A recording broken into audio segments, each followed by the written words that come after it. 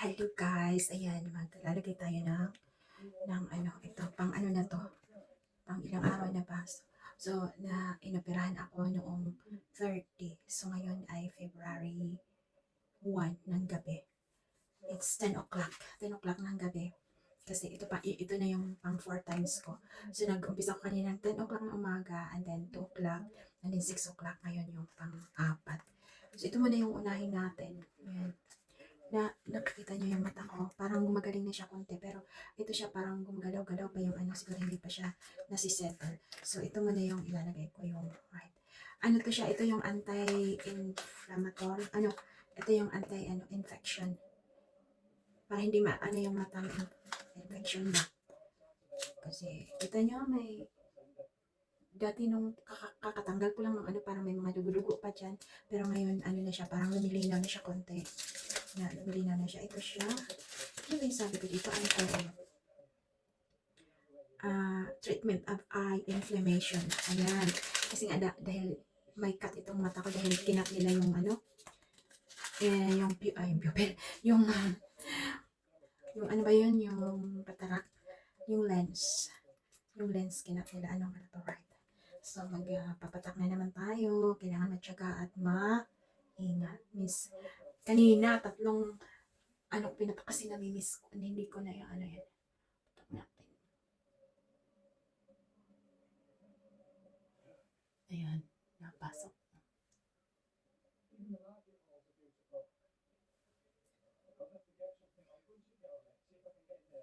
Ayan, napasok. Ayan, sa pelikula na. Pero affiliate na, pasok yung ano.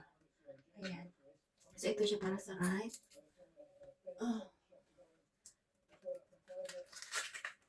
Maglalagay naman tayo ng para sa left.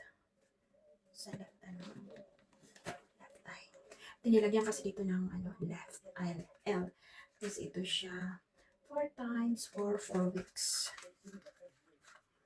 Parang maliit yan for 4 weeks. Pero isang patak lang naman yun. Pag nauubos, yan. Ayan, so papatakan natin yung patakan natin yung left. Ay, dito pala.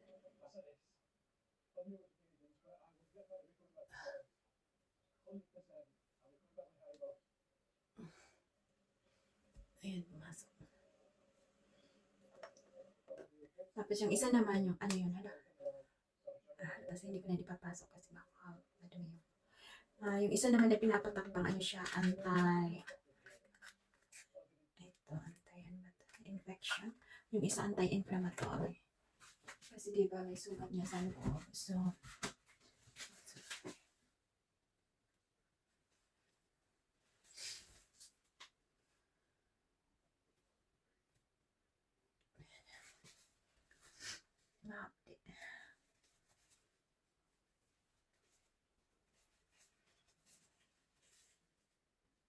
yan, so, ito yung gamot instead na inumin na ipapatak.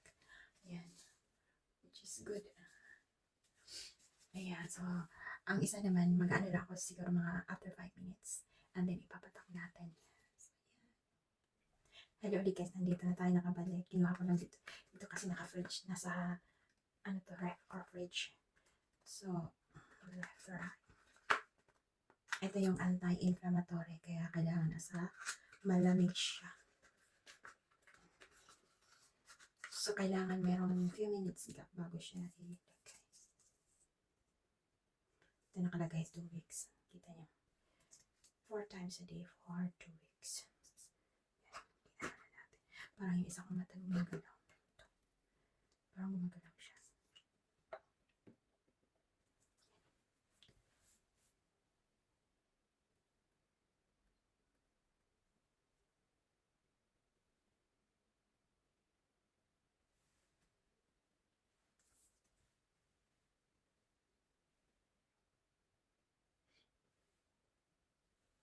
Pero sayang na ito. Sayang yung isang cup. Hindi kasi pumasok agad. Yan. Ang hirap pala pag ganito. Kaya may maintenance ng cup sa mata. Kahit naman siya, hindi naman ito pang lifetime. Ngayon lang ito na ginigamot ko yung sugat sa loob ng aking mata. Kita niyo guys, so parang bumabalik-balik na yung normal look ng aking mata.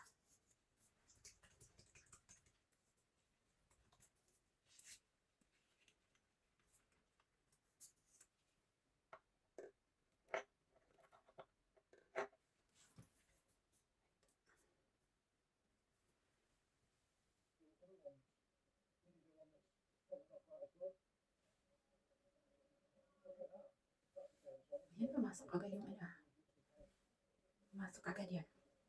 Isang drop.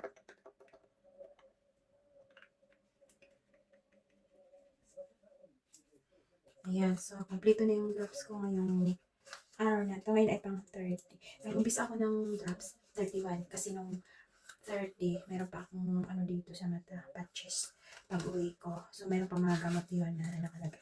Meron pa yung anesthesia, pero pag dating namin dito sa bahay, hanggang po ang sakit na hindi ko may galaw yung mata ko. So, hindi ko maimulat. Uminom agad ako ng paracetamol para sa sakit. Tapos, as I said, doon sa ibang ko, 3 beses akong uminom ng paracetamol. Nung pagdating ko, and then, another after 4 hours kasi masakit talaga yung mata ko pag dinidilat, wala na pag maliwanag, masakit. Tapos, nung kinaumagahan, pagising ko, na hindi ko maimulat yung aking mata kasi nakadikit yung mga, eyelashes nung nagdidikit-dikit sila. Nung tinanggal ko yon, parang ang sakit pa rin ng mata ko pag minumulat ko, tsaka pag tumitingin ako sa maliwanag. So, uminom ako ng paracetamol. Yan, paracetamol lang naman. Kasi ang advice, paracetamol or ibuprofen. So, yung paracetamol, okay naman siya. Nag-effect naman siya. Then, nung natanggal ko na yun, ayun. Alam niyo, nung bagong tanggal ko yun, parang may mga dugo-dugo pa siya, nagkaano siya. Alam mo yung doon sa loob, pagkikita mo yung red na linya. Meron nun. Pero ngayon parang nawawala na siya. Tapos, noon igaganyan ko yung mata ko, ang sakit. Tapos pagtingin ako sa maliwanag, ang sakit. Ngayon medyo okay na siya. Pero, ito dito, parang gumagalaw siya. So, obserbahan ko na to after 2 weeks kung pag ganun pa rin. Tatakot na akong pumunta doon. Sana tumigil itong parang gumagalaw siya. Parang yung lens, parang yung eyeball, parang gumagalaw. Kahit nakastil lang ko, parang bigla siyang gumaganon. Ganon ang nararamdaman ko sa ngayon. Tapos nung unang araw, nung 31, hindi pa, February 1 ngayon dito, February 1 ng gabi. Nung yesterday, naka-sunglasses ako. Magmula nung tinanggal ko yung patches, naka-sunglasses ako hanggang kagabi. Tapos ngayon, pinagbawalan akong maghugas ng pinggan or mag-dust, ganyan. Pero kanina nagwalis lang ako. Lumiwalis lang ako. Nagwalis ako kasi may aso kami. Kailangan kong magwalis. Yung bilay ko kasi nila. Then, nagluto na nga ako, naghugas ng pinggan. Pero, nag-iingat lang ako na hindi matalsikan yung aking mata. Yung naghugas ako ng pinggan, naka-sunglasses ako. Alam mo yung pinatak kong, ito yata yan. Ito yung maliit.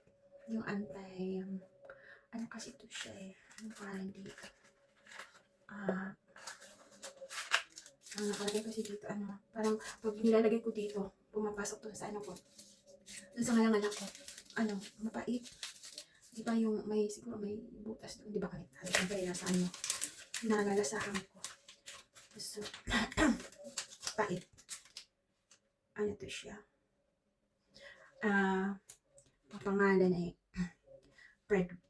prednisolone acetate. Ayan. Prednisolone acetate.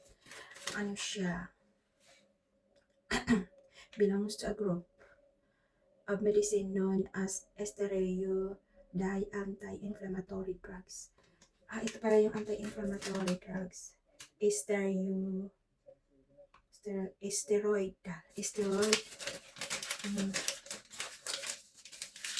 Ang pait niya. Nalalasahan ko. Pumapasok siya doon sa loob. Pumupunta sa kalangala ko. Ito pala yung, ito yung anti-inflammatory. Ito yung sabi ko, anti-inflammatory. Ayan pala yung isa, yung anti-infection. Basahin natin ulit ito. Yung isa, ang hirap i-bake kasi yung pangalan. Tapos ito, basahin natin ulit. Dito ko nilalagay kasi nakikita ko yung ano, yung aking wrinkles. Ayan. Anong pangalan dito? Chloramphenicol Antibiotic Eye Drops. Chloramphenicol. Ito ay contains an antibiotic called chloramphenicol. It is used in both adults and children aged 2 years and over to treat bacterial infection.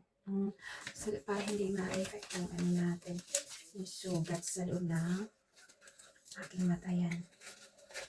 Ang pait talaga, nalalasahan ko pa. So, ito just good for 2 weeks. Iminark ko na doon sa ano sa aking phone. Siguro kailangan kong isulat dito para hindi ko makalimutan. Bukas na lang. Isusulat ko dito kung hanggang kailan lang to. And then the other one is hanggang February 28. Yung kung magkakasya ito kasi parang ang liit niya. So, isang drop lang. So, ayan niya guys. Thank you so much for watching. Bali yun ang vlog natin ngayong gabi. Yung ano, pagpatak ng ano, ng drops. Paglagay ng drops sa ating mata. May maano dito yung ano, nagiging utang. Iniingat-ingatan ko talaga na hindi ko ma-accidentally maganyan. Kanina medyo normal lang daw yun na ang feeling parang may sun doon sa loob. So, ginaganong-ganon ko na lang yung aking mata para kasi ayaw ko siyang kamutin sa loob. Baka kasi ma-infection. At saka magalaw yung ano pa yung nilagay na lens. Hindi pa kasi yan nag-heal. Kaya yan, ginaganong-ganon ko na lang siya. Ganon-ganon. Yan, parang may sun doon sa loob. Pero mawala din yata yan. Okay. Thank you so much for watching and ayan, fingers crossed sana ito ay okay. Ito parang gumagalaw-galaw. Ganyan. Ayan. Pag ginagalaw ko yung eyeball ko, parang gumagalaw siya. Kasi nagalaw yata ito kasi, di ba? I-press nila yung ano. Yung i-press nila. Parang yung gumagalaw. Yung lens na pinalit doon sa original lens ko. Bali ito siya. Hindi na talaga ito yung aking original na lens. Pero ano na to siya. Permanent dito. Sana maging okay siya. Ayan. Kaya iningat-ingatan ko kasi parang ano, mahirap talaga pag nabubulag taon. Ayan. Okay guys, thank you so much for watching and don't forget to subscribe.